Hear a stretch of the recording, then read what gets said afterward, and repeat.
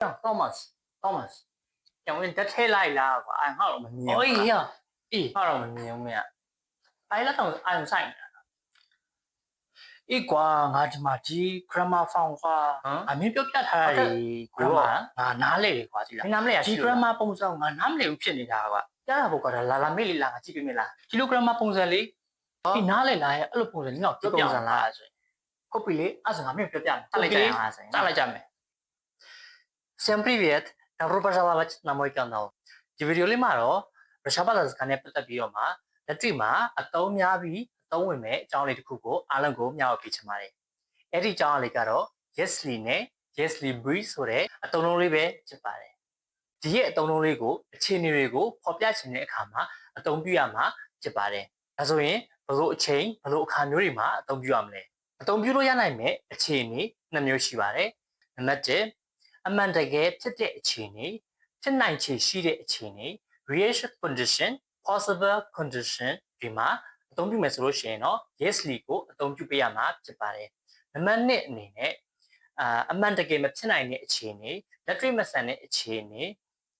စိတ်ကူးရင်ဆန်တဲ့အခြေအနေတွေကိုဖော်ပြချင်တယ်ဆိုလို့ရှိရင်တော့ yesly breed ဆိုတဲ့အသုံးလုံးလေးကိုအသုံးပြုပေးရမှာဖြစ်ပါတယ်ဆိုလို့ရှိရင်တော့ real condition possible condition တွေကိုဖော်ပြတဲ့ yesly ရဲ့အသုံးလုံးလေးကိုစပြီးတော့မှကြည့်လိုက်ကြပါမယ် yesly ကိုအသုံးပြုရမယ်ဆိုလို့ရှိရင်အခြေအနေတွေကိုဖော်ပြပေးရမှာဖြစ်တဲ့အတွက်ကြောင့် complex sentence တစ်ခုကိုတိစောက်ပြီးတော့မှ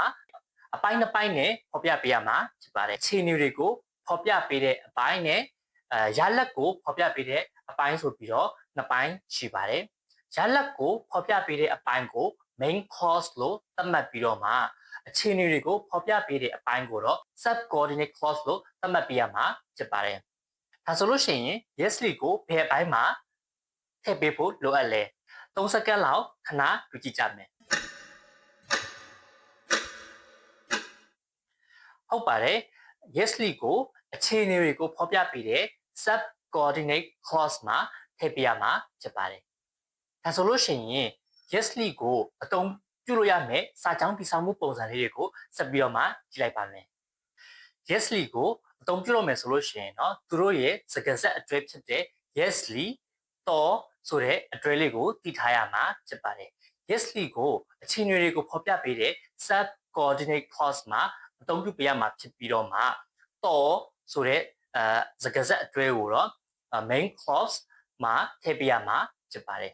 ဒါဆိုလို့ရှိရင် yesly ပါတဲ့အခြေအနေကိုဖော်ပြပေးတဲ့ subordinate clause မှာ verb ကို present tense ဒါမှမဟုတ်ဘူးဆိုရင် future tense ကိုသာလျှင်အသုံးအများဆုံးဖြစ်ပါတယ် result ကိုဖော်ပြပေးတဲ့ main clause မှာဆိုလို့ရှိရင်တော့ verb ကို future tense ဒါမှမဟုတ်ဘူးဆိုလို့ရှိရင် imperative form နဲ့အသုံးပြုရမှာဖြစ်ပါတယ်အဲဆိုရင်တော့ yesly ကိုအသုံးပြုပြီးတော့မှ example တချို့ကိုလုပ်ကြည့်ကြရအောင် Если завтра будет солнце, то мы поедем на пикник. မနက်ဖြန်နေတာမယ်ဆိုလို့ရှိရင်ငါတို့မနက်ဖြန်ပျော်ပွဲစားထွက်ကြမယ်ဒီနေရာမှာဆိုလို့ရှိရင်အခြေအနေကိုဖော်ပြပေးတဲ့အပိုင်းမှာ verb ရဲ့ tense က future tense ဖြစ်ပြီးတော့မှ result ကိုဖော်ပြပေးတဲ့ main clause မှာဆိုလို့ရှိရင်လည်း future tense ကိုသုံးပြုထားတာကိုသတိပြုရမှာဖြစ်ပါတယ်နောက်ထပ်တစ်ခုအနေနဲ့ Если ты приедешь домой, то звони мне. မင်းအိမ်ကိုပြန်ရောက်ပြီဆိုလို့ရှိရင်ငါ့ကိုဖုန်းဆက်ပေးပါဒီနေရာမှာဆိုလို့ရှိရင်လည်း subordinate clause မှာ future tense ကိုသုံးပြီးထားပြီးတော့မှ main clause result ကိုဖော်ပြတဲ့အပိုင်းမှာတော့ imperative form ကိုသုံးပြီးထားရဆိုတာကိုသတိပြုမိရမှာဖြစ်ပါတယ်ဒါဆိုရင် yesly be ဆိုတဲ့အသုံးအနှုန်းကိုအသုံးပြုပြီးတော့မှစာကြောင်းတချို့ကိုတိစောက်ကြည့်အောင်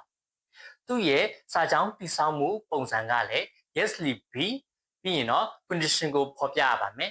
ဒီ condition ကိုဖော်ပြတဲ့အချိန်မှာဆိုလို့ရှိရင်တော့ verb ရဲ့ tense ကို past tense တာလင်အသုံးပြုပြရမှာဖြစ်ပါတယ်နောက်ပြီးတော့မှ main clause ဖြစ်တဲ့ result ကိုဖော်ပြပေးတဲ့အပိုင်းမှာလည်း verb ကို past tense နဲ့ပဲအသုံးပြုပြရမှာဖြစ်ပါတယ်ဒီချက်လေးကိုသတိပြုမိသွားပြီဆိုလို့ရှိရင်တော့ example လေးတချို့နဲ့လေ့ကျင့်ကြည့်လိုက်ရအောင်Если бы я знал, я бы тебе сказал. အကယ်၍ငါသာသိခဲ့မယ်ဆိုလို့ရှိရင်မင်းကိုပြောပြမှာပါဒီနေရာမှာဆိုလို့ရှိရင်အခြေအနေကလည်း တေချာမှုမရှိဘူး result ကလည်းတေချာမှုမရှိဘူးပေါ့နော်ဒီမျိုးအခြေအနေမျိုးလေးမှာဆိုလို့ရှိရင်တော့ yes b ကိုသုံးပေးရမှာဖြစ်ပါတယ်နောက်ထပ်တစ်ခုအနေနဲ့ yes b у меня были деньги я бы купил большой дом အကယ်၍ငါမှသာပတ်စံနေအများကြီးရှိမယ်ဆိုရင်ငါအိမ်ကြီးကိုဝယ်ပြီးသွားပြီညမှာဆိုလို့ရှိရင်လည်းမဖြစ်လာသေးတဲ့အရာတွေကိုသူစိတ်ကူးရင်ပြီးတော့မှပြောပြတဲ့အခြေအနေတစ်ခုကိုတွေ့ရမှာဖြစ်ပါတယ် Yesly B ကိုအသုံးပြုထားတဲ့အခြေအနေကိုဖော်ပြတဲ့ sub coordinate clause မှာက B ကိုအသုံးပြုထားတဲ့ result ကိုဖော်ပြတဲ့ main clause မှာက verb ကို past tense နဲ့ပဲအသုံးပြုထားရဲဆိုတာကိုသတိထားမှာဖြစ်ပါတယ်နောက်ထပ် Yesly B ကိုအသုံးပြုတဲ့အခါမှာစိတ်ဝင်စားစရာအချက်တစ်ခုရှိပါတယ်အဲ့ဒါကတော့ main clause မှာပေါင်းထည့်ပေးတဲ့ B ဆိုတဲ့စကားဆက်အတွဲလေးကို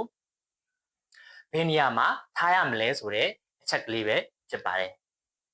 main clause မှာပါတဲ့ B ကိုဘယ်နေရာမှာထားမှာလဲဆိုလို့ရှိရင်တော့ main clause ရဲ့စာကြောင်းအစ subject နဲ့ verb ရဲ့အကြားထဲမှာထားပြရမှာဖြစ်ပါတယ်တနည်းအားဖြင့် verb ရဲ့အရှိမ B ဆိုတဲ့စကားလုံးကိုထားပြရမှာဖြစ်ပါတယ်အခုလောက်ဆိုလို့ရှိရင်တော့ဒီသုံးနဲ့ပတ်သက်ပြီးတော့မှနားလည်သွားမယ်လို့ညွှန်လင်းပါတယ်လက်တွေ့မှာလည်းအမှန်တကယ်အသုံးဝင်တာမို့အကယ်၍နားမလည်တာရှိခဲ့တယ်ဒါမှမဟုတ်ဘူးဆိုလို့ရှိရင်လည်းထပ်ပြီးတော့မှဆွေးနွေးချင်တယ်ဆိုလို့ရှိရင်တော့ comment မှာရေးသွားပြီးလို့ရပါတယ်ကိုဘယ်လောက်ထိနားလည်ခဲ့လဲဆိုတာကိုလည်း comment မှာစာတစ်ကြောင်းစီရေးခဲ့ပေးဖို့အတွက်ညွှန်ကြားရခံချင်ပါတယ်အခုလိုမျိုးရုရှားဘာသာစကားနဲ့ပတ်သက်ပြီးဘ ഹു တုတလေးတွေကိုညှောက်ပေးနေမှာဖြစ်လို့ဒီ channel လေးကတင့်အတွက်အကျိုးရှိတယ်ဆိုလို့ရှိရင် like and subscribe လုပ်ခဲ့ပြီးလို့ရပါတယ်ဒါဆိုရင်တော့နောက်ဗီဒီယိုမှာပြန်တွေ့ပါမယ်скоро увидимся пока